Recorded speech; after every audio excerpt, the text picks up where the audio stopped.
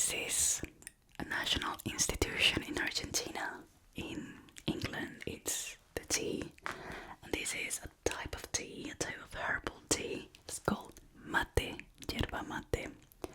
In Spain, we are more into coffee. They're into coffee in Argentina as well, obviously, but this, everybody goes everywhere with this, and hot water bottles, and you call them the thermos as well, with hot water to do this. And then there is a version for the summer that is from Paraguay, and it's called Dididi, and it has ice in it, and it's brilliant.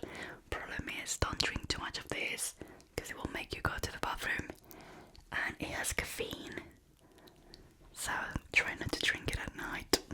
Okay, big differences. Let's see if you know these ones. Do you know what time is normal to have dinner or lunch in Spain? I know that you know it's quite late compared to England, for example. For lunch in Spain, it's normal to have lunch around 3 p.m. Between 2 and 3 is the most normal, but 3 p.m. is completely normal, and that's lunch. But for dinner, we do know that it's quite late, but it's quite normal to have dinner at 11 p.m. Giving you a second to see that. Accept that in your body, because it's quite what, yeah. And it's not like they wake up late. They wake up around 7:30 to go to work, to go to school. Well, yes. But in Argentina, everything is a bit earlier than in Spain. Lunch is around 1:30 p.m. Between 1 and 2, I will say. And dinner, it's around 8-9. So it's not like in England that dinner is completely normal to have it at 6 p.m. But there is a meal that does not exist in the UK, and it's called merienda, and that's, do you know what that is? That is like snack time. Let's say like tea time, in a way of meeting someone for tea and having like a cake and some tea. So in Spain around 6 p.m, in Argentina I will say 4 or 5, you have a coffee, you have Nesquik, you have tea, and then you might have like something sweet, something savory, a couple of toasts with jam and butter. You have maybe a croissant or something like that. There's these bakery sweets in Argentina, called facturas, and they are absolutely amazing. If you go to Argentina, please try them all. There are so many different types of facturas, and once you try them, you will never be able to forget about them, because it's everything you need in life to be happy. They really are. So school in Spain, for example, primary school starts at 9 and finishes at 2. Yes, they can have a lunch at school, but it's not a given like in the UK. The most normal thing is to have lunch at school, because normally maybe in some schools you have lunch and then you have classes after lunch, right? But not in Spain. Normally lunchtime is go fucking home time. So I used to finish school at 2. Luckily I had my mom that at the time she was able to be at home or work in the mornings and then go back or whatever. So she will be there for lunchtime. And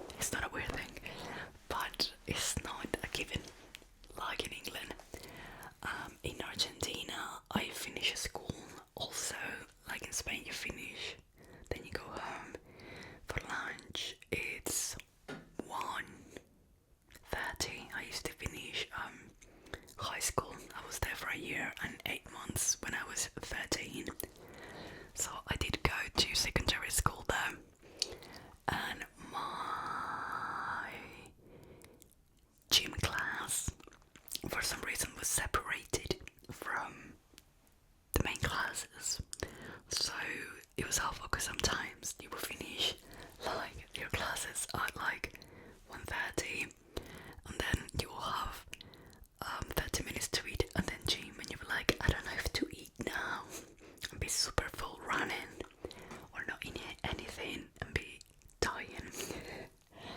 Or sometimes you'll have it at 4 p.m. and my secondary school was so far away that I could not go back home and come back.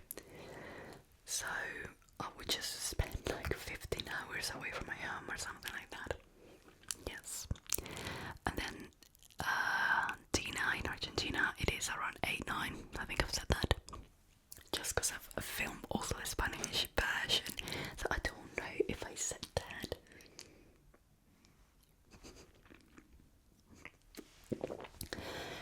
I don't know if you know this, but it's quite bitter. I'm very used to it, so I don't even feel it anyway. But people will find it bitter, like my husband. He's half English, half Spanish. He does find it bitter, but he's not into tea. He doesn't like tea or coffee, so I understand that he doesn't like mate, but it's a really nice taste. There is like a big, it's not a fight, but you know, like a thing that you say in Argentina, like, do you put sugar in your mate? And like they judge you. In Spain we have the you know, the tortilla, the potato omelette that we do in Spain. The fight in Spain is if you eat it, if you make it with onion, or if you prefer it with onion or without. The right answer is with. If not, I'll judge you. And I cannot remember right now something like that in England. I know there's like a fight about how to call this little breads, like a bread roll, or what is the other one? Pub, something like pub. I think it's something like pub, something like that. But I cannot remember anything related to food that is like with this or with that. Oh yeah, I think I saw one about where to put and on a scone, which cannot be more English. If you put the jam first, or the clotted cream first, or the butter, whatever you put on it. And I thought that was hilarious. Like every country has something that is like very from that country, and then there's like a division in society about how you prefer something. I find it hilarious. But do you think there's something like that in your country? And I don't know what I was saying anymore. I used to come back from secondary school in Spain at 2:45 and then have lunch. So I'll finish having lunch like at 4. Yep. I will go to secondary school around 8:30, and in Argentina I think it was 7:30, you know, or 8. I don't remember, it was so long ago. It was long ago. But yeah.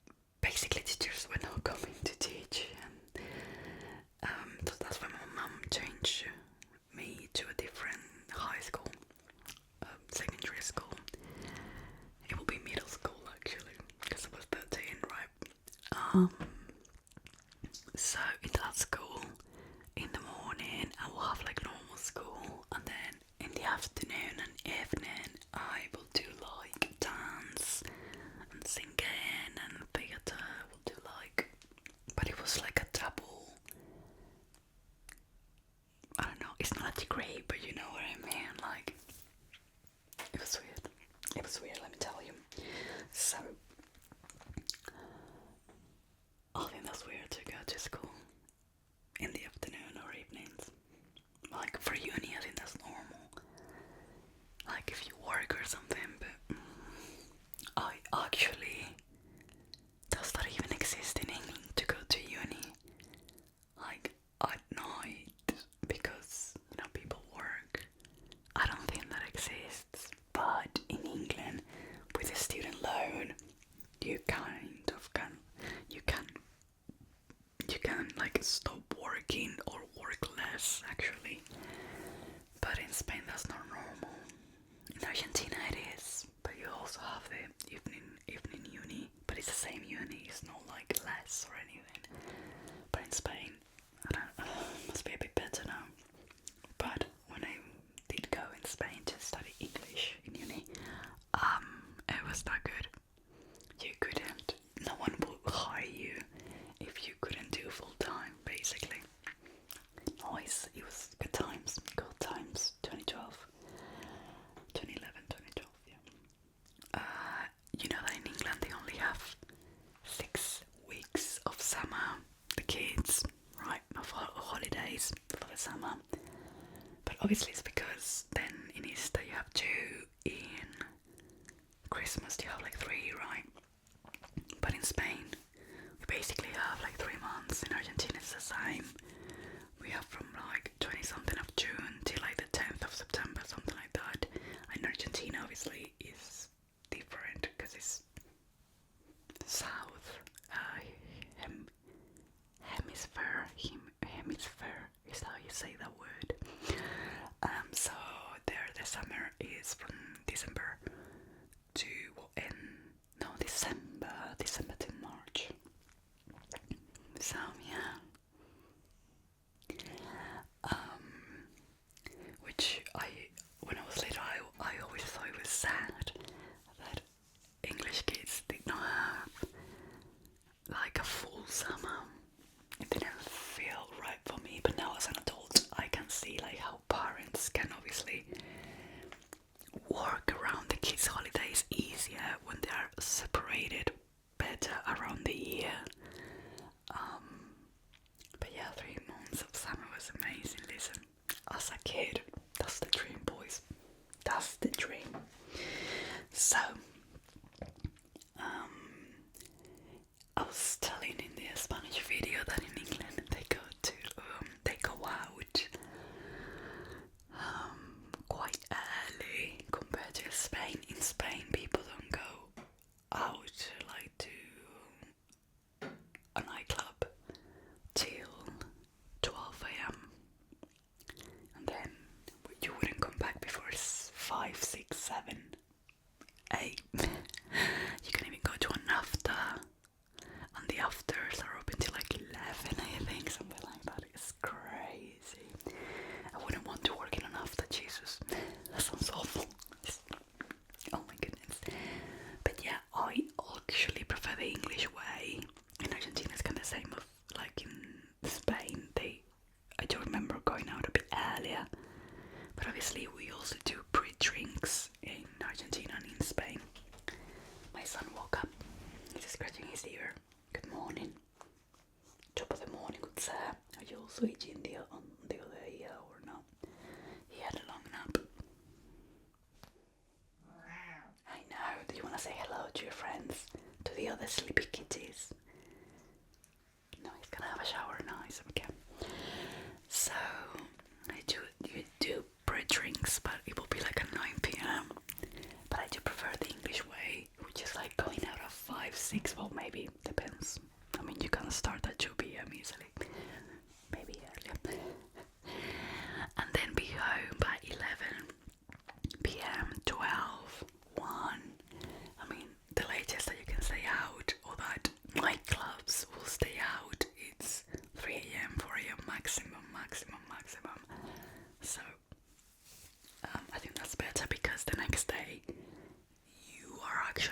person. You've been able to actually sleep even 8 hours and be a person, which in Spain you cannot. Like, you need to put aside 2 days to recover. I mean, I still have to do that because of fibromyalgia and being over 30, but you know what I mean.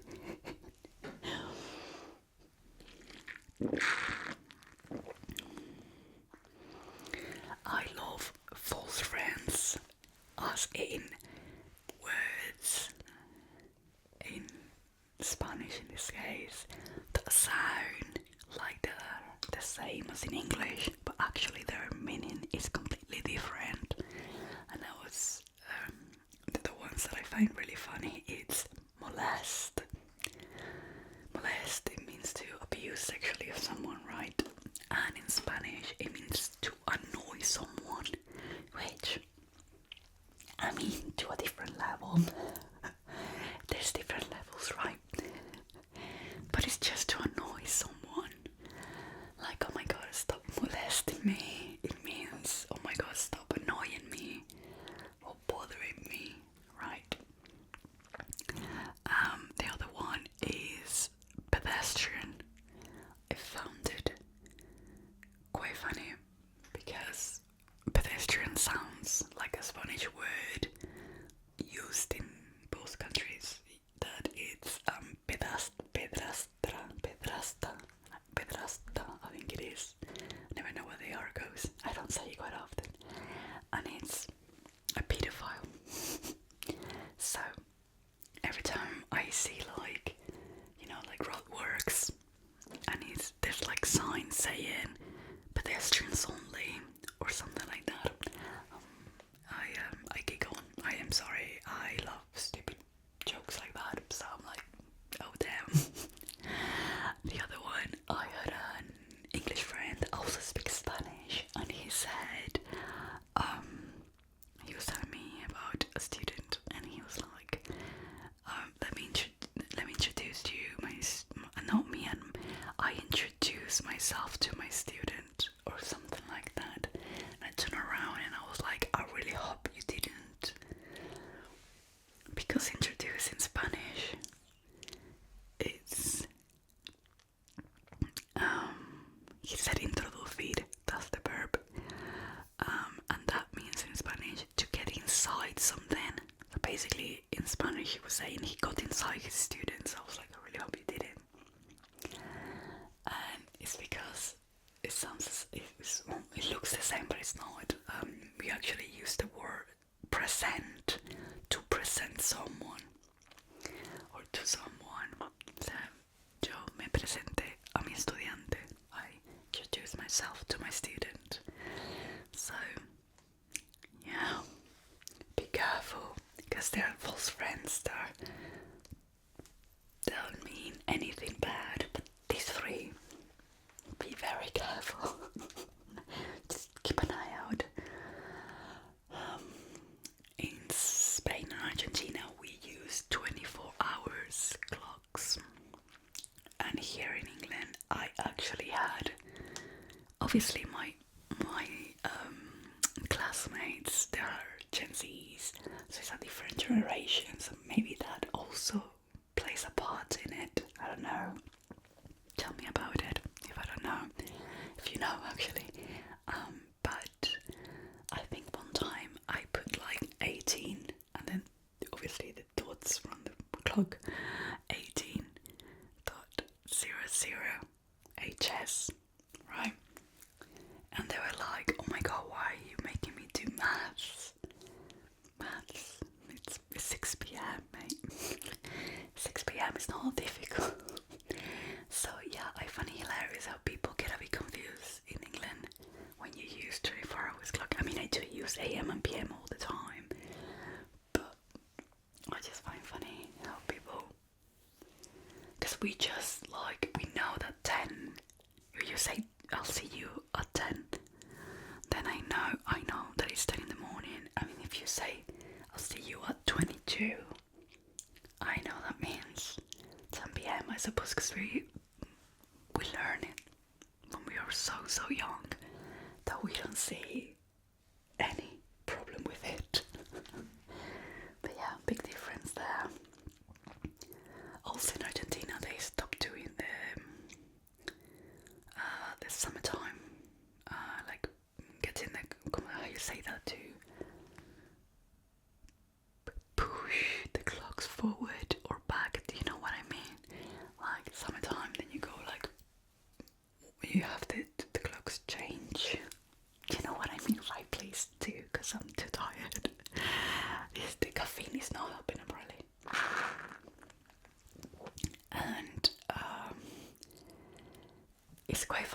Argentina is such a long country that obviously the closest part to the South Pole, it can be very, very late.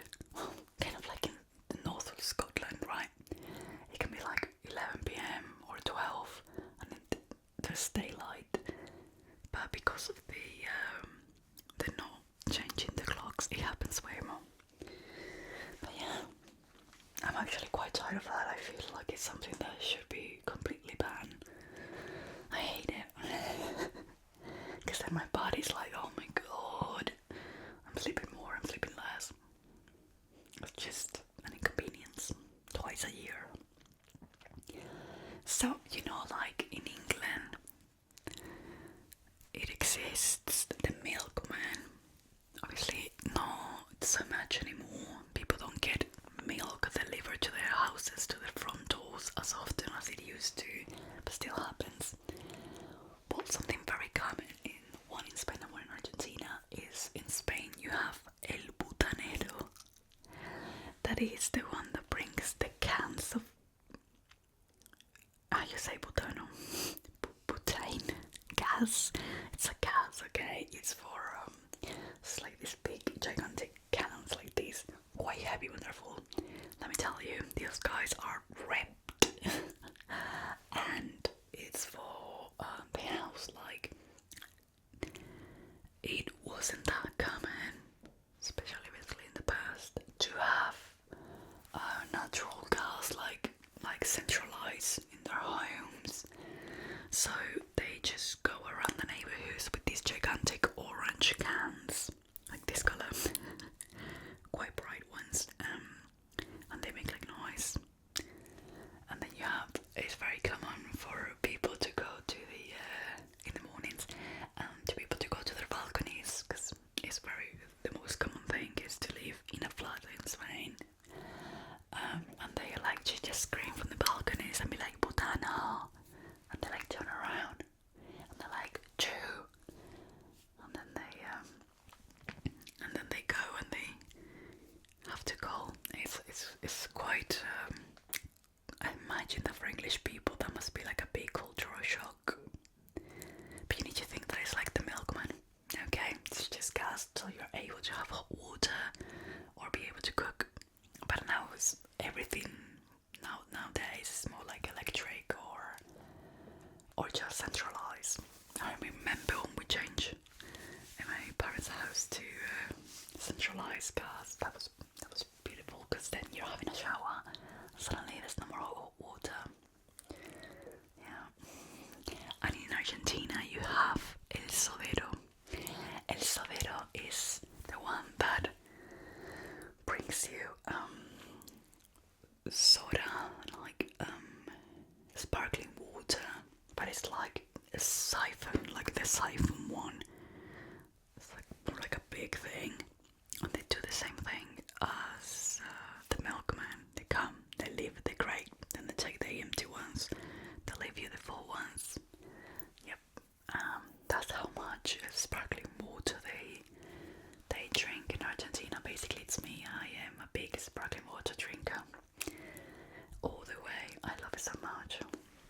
My Spanish friends say that I drink white noise. Even Jay says that I drink white noise. Fight me.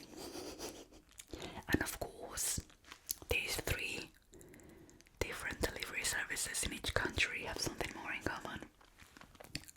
All those men that work doing that have the joke of like, that's the milkman's son, or you must be the son of the milkman or something like that, you know, and they're like, that's not your dad, or you're not your dad's son or something like that, you know, that's those type of silly jokes that people do.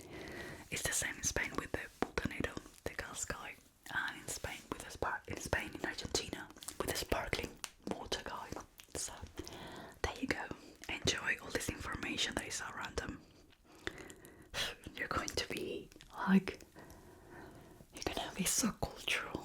Like you can go and like brag at people and be like, oh my god, I have all these facts.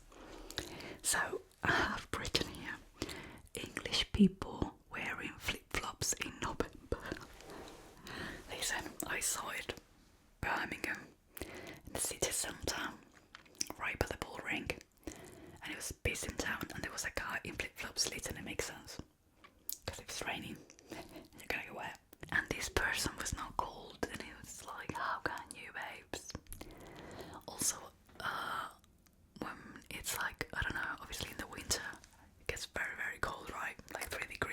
-3.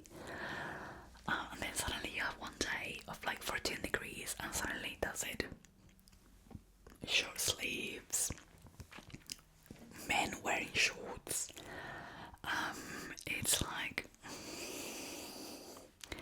and in Spain you will see people wearing big coats, because obviously in Spain and Argentina they are much warmer countries. It does get very cold as well, depending where you live, but it also gets very warm.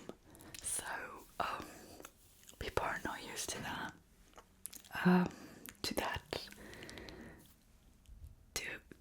I mean, but then obviously they do deal with the heat better than English people. It's like 22 degrees, and English people are like basically about to faint in Spain or in Argentina, and Spanish people are like, oh my god, this is just such a nice weather, and they're like literally not sweating it. But yeah, in Argentina I have passed Christmas with 40 degrees, and I was one of these swimming pools that you build, you know, like the fabric ones. It's not, but plastic actually, big ones, but like it's like American films. And I don't know what you call those swimming pools. How do you differentiate them from the proper swimming pools? You know what I mean? And that swimming pool was basically like a stew. It was so warm, the water. It was no nice. That's something I do not miss from Argentina. I really do not. Too hot, too hot. No, no, no. Another thing is that in England, people don't have snacks while drinking alcohol, and that's will never, ever happen in Spain or in Argentina. It's more like events, I don't know, meeting friends or whatever. Anything is more around food. But when you go to bars, if you've been in Spain, you would have seen that people bring you snacks. They bring you sunflower seeds, like salted sunflower seeds, or olives, or maybe a couple of cheese slices, like Spanish cheese, obviously. And the same in Argentina, they bring you crisps. So I was shocked that people will drink without eating. Like, that is so bad for you. And thus I've understood how English people get so drunk. Because when you eat, it takes you longer to get drunk. So, do eat, please. Everybody from every country, please do eat when you're drinking alcohol. Do yourself a favor. Yourself from tomorrow will really, really, thank you. Also, in England, you can drink after drinking half a pint. In Spain, if you smelled a beer too hard, you will get the biggest fine of your life. And I think now in Argentina it's the same. It didn't used to be like that, but now it's the same. So yeah, don't do that. In Spain, I think it was done earlier because we used to get so many people for holidays, so many tourists. There we go. Come on, Carol. Tourists that created so many accidents, and even Spanish people on holidays, right?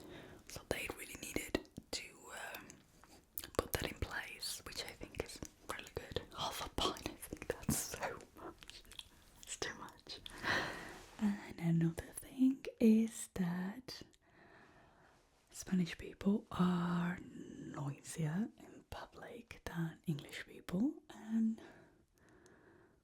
I'll put Argentinians in the middle. They're also noisier than English people, but I think that English people, even if it's like a very noisy place, they speak very softly. So many times it has happened that I could not hear them, and I was like, can you just speak up? I can hear you. Why are you doing ASMR to me? And then English people have a very dry humor. That's like one of the most common one, like deadpan humor. Spanish people are more like slapstick, maybe. In Argentina, they're very sarcastic and very witty, very quick. I feel like every time I go, I need to get up to date or like try to be quicker, because I feel like you don't get them. It takes like a few days to get, and they tend to have, how you say, the mind in the gutter, like obviously like rude jokes. And then something that when I moved here to England that I found, like, what is this? Is two things. One is rhubarb, like a rhubarb cake, and parsnips. I feel like the world, it wouldn't change the world if those two things disappeared. I was watching the live action version of One Piece on Netflix earlier, and actually Luffy said rhubarb cake, and I was like, can we not? Can we not? Like, it's just, I actually have one because it was from my mother-in-law, the plant. It is so nothing, like it brings no joy. I feel like if you're gonna do something like that, like the it's not a sponge cake, right? When it's more like an apple crumble, but like with rhubarb. I feel like apple crumble, it is so much better. I don't understand the hype. I don't understand anything about rhubarb. I'm like, why is this a thing? It's sad. I have very strong feelings about it. I'm so sorry. And parsnips is like a sad carrot. It looks like a very sad carrot. Like it needs to go to therapy. And then I thought it was gonna taste like carrot, and it really doesn't. Like, why is that a thing? Why? I don't want them to exist in my life. I'm sorry. I had to say it. And then I'm gonna put here the translations in English, because I just put them down in Spanish. Something that exists in Spain and it doesn't exist in the other two, or very difficult to find, is nísperos, chirimoya, granadas, like the city, Granada. And then in Argentina, it's guayaba, which obviously sounds like a very tropical fruit. Zapallito, and choclo is corn in Argentina, and it's more like, it obviously exists. Corn exists in England and Spain, but like in Argentina, it's more used like a main dish. Like there's like a stew or a soup made with it, and then it's very common. The dumplings, famous Argentinian dumplings are, oh my god, amazing. And there's one of corn that is delicious. It's the most amazing thing in life. And I'm like, why is this not more common here? It is so good. In Argentina, I don't know if you know this, to say hello to someone, they give one kiss on the cheek, and in Spain it's two kisses, one in each cheeks. So you do this and this. Every time I go to Argentina, I'm just like in the air, because I forget that it's just one, and I'm like, oh, sorry. Just one kiss. And then obviously it's culture, and it's very common. Everybody knows that that's what you do when you meet someone, new or not. And in Argentina they even do it too, like between guys. And in Spain I think they're a bit more scared about that, about two guys kissing each other's cheeks. I mean, they do it, but it's not as common. They do like the weird Brooklyn hip hop band thing with their hands, or just like on like a tap on the back or something like that. And when I moved to England, I was like, it was awkward, because you go to a place and please do tell me, how do you say hello to people? Like,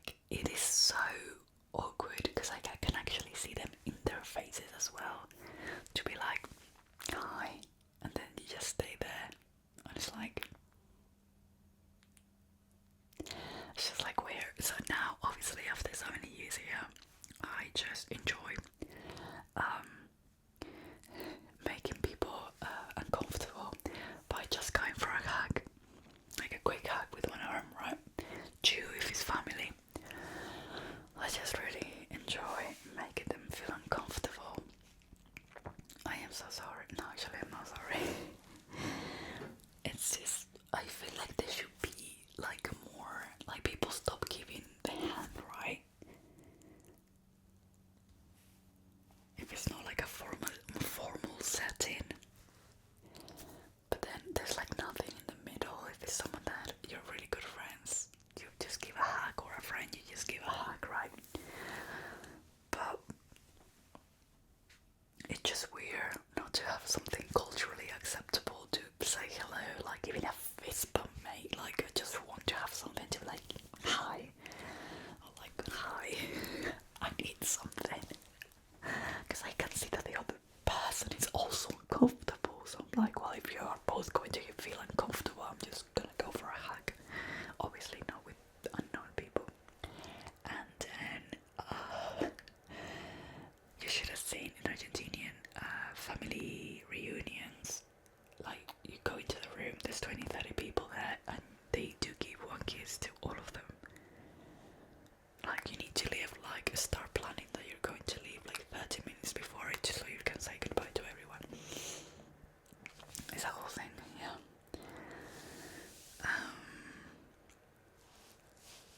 I feel like Argentinian and Spanish people are very direct. Like they don't beat around the bush as much when they talk or when they need to say something. I feel like English people are more polite even when they don't want to. There's a lot of sorries.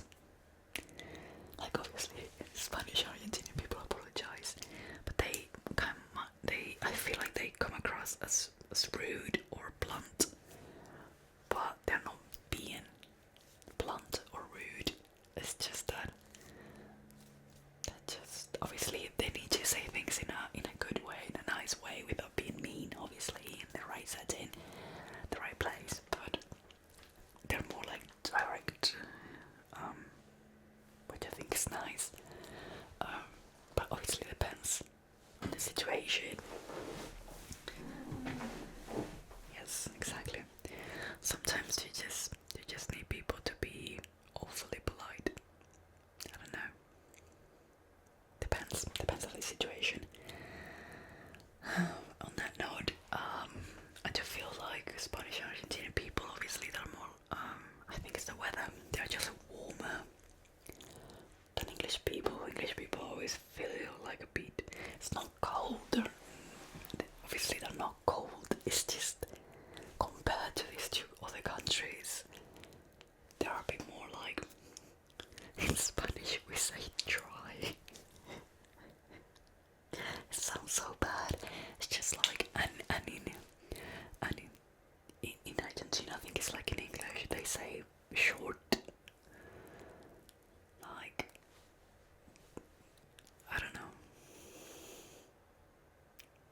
I'm trying to think it in a way that doesn't sound bad. It's not a bad thing, it's just, I don't know, they're warmer. It must be the weather. It must be the weather. But like Argentinians, I feel like they're very intense people, with relationships as well. They love very hard, they show it very hard. Obviously there's every type of people in every country, obviously, but like if we're going to talk in general, they're very intense. They're like always telling each other compliments, or quite the opposite. Like if I will be way more scared of an Argentinian person, angry, than a Spanish or an English one, because they're like, you don't know what they're gonna do. It isn't scary. You don't know what they're gonna do. It's and I always find funny that English people see Spanish speakers as we are intense. That sometimes they have thought that me and my friends were having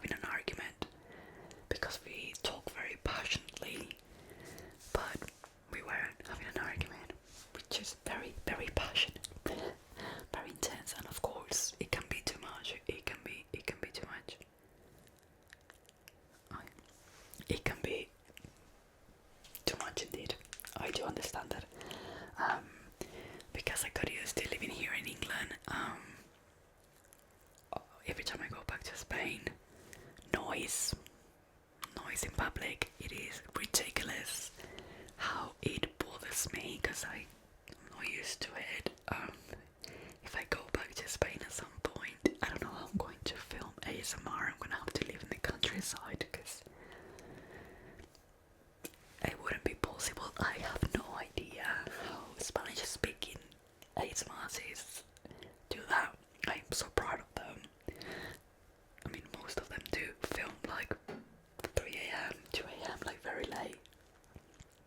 It is crazy. I know that my friend Maya ASMR had a lot of problems with that.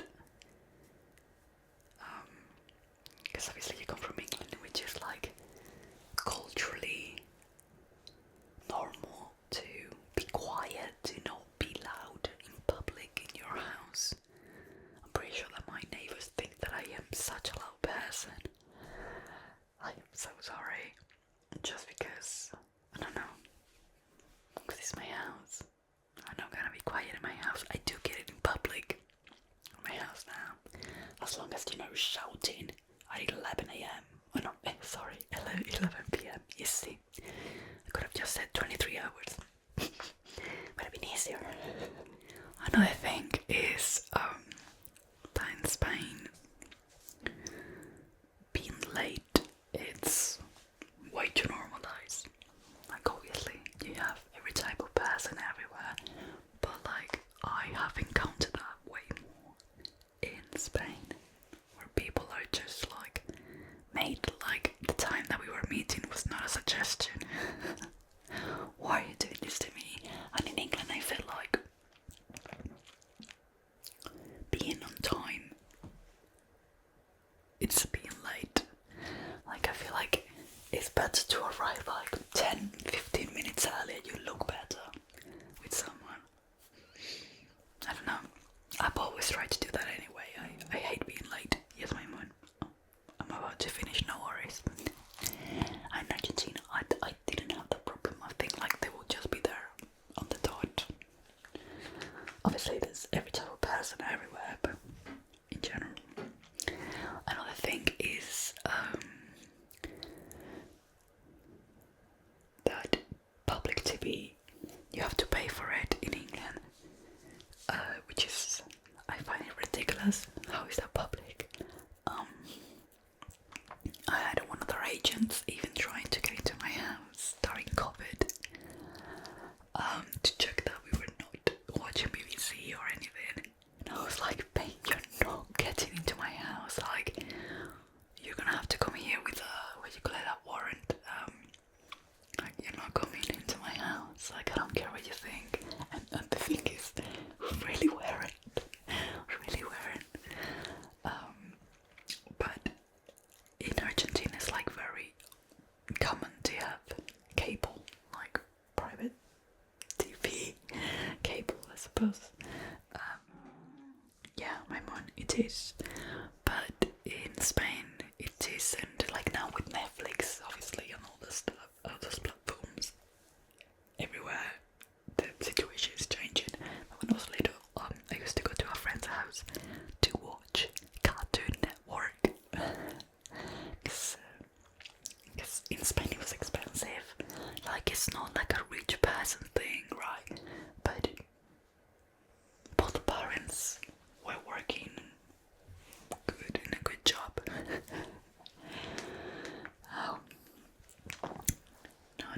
Not us, not me. Oh yes, closing time for shops. I used to work inside a shopping center, and I used to finish at 10. But the other franchise from the same shop that was in a different shopping center, they will finish work like around 1 a.m. So I was so happy to be transferred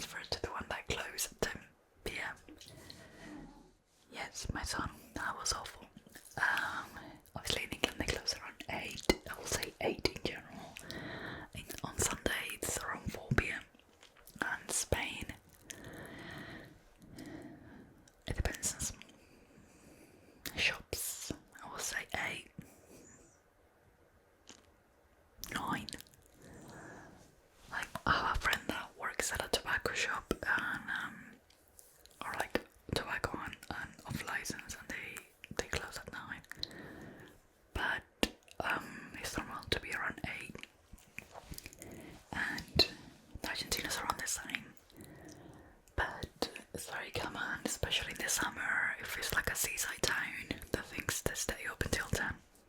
Very, very common. But for example then, many stuff don't open on Sundays, like I feel like in England, more things open on Sunday than in Spain and Argentina. Yeah, I'm thinking about that right now. Just came to my head. But in Spain we have siesta, right? Not everywhere. In Andalusia, because I mean, it's supposed to be because of the heat, okay? So in the summer it gets so hot, like let's say 38 degrees. I know where it's in the street at 2 p.m. Can get up to 40s in some places or more. So yeah, Seville,